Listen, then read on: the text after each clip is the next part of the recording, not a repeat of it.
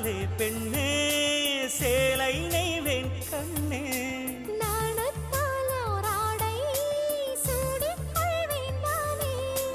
பாயாகும் அடி சொல்லாதே பஞ்சனை புதையல் ரகசியமே சாய்ந்தாடும் சங்கில் துளி பட்டாலும் முத்தாகிடும் முத்துண்டே